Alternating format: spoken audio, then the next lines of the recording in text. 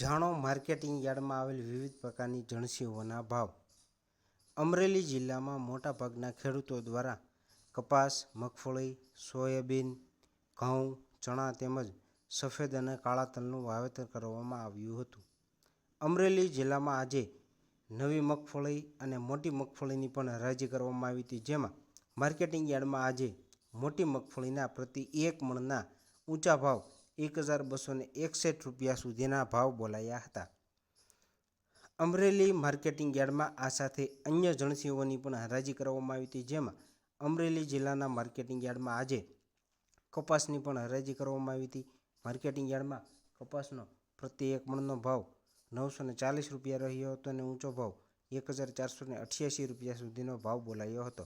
Marketing યાર્ડમાં આજે કપાસની 271 ક્વિન્ટલની આવક નોંધાઈ હતી.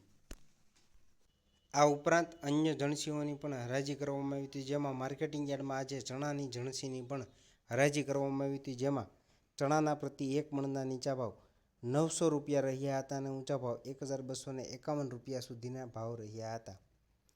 અમરેલી માર્કેટિંગ યાર્ડમાં આજે ધાણાની પણ હરાજી કરવામાં આવી હતી, જેમાં ધાણાનો પ્રતિ એક મણનો નીચો ભાવ 1210 રૂપિયા રહ્યા હતા અને ઊંચા ભાવ 1515 રૂપિયા સુધીના ભાવ રહ્યા હતા.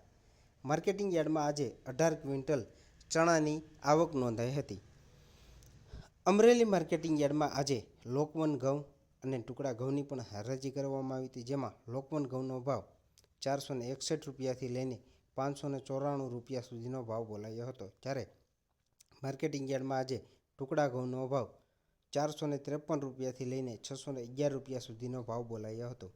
માર્કેટિંગ યાર્ડમાં આજે 1270 ક્વિન્ટલ ઘઉંની આવક નોંધાઈ હતી.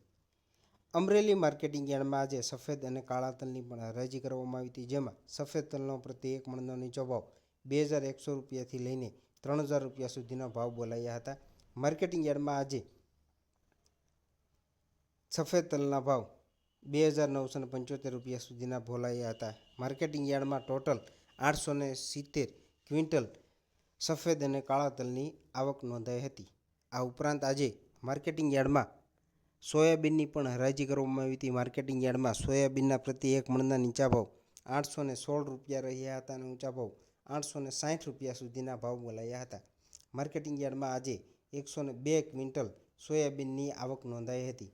આ ઉપરાંત માર્કેટિંગ યાર્ડમાં અન્ય જણસીઓની પણ હરાજી કરવામાં આવી હતી, જેમાં માર્કેટિંગ યાર્ડમાં ખેડૂતોને પણ સારા એવા ભાવ મળી રહ્યા છે અને ખેડૂતો પણ ખુશ રહ્યા છે. સાથે સાથે ખેડૂતો અન્ય ખરીદી પણ કરી રહ્યા છે.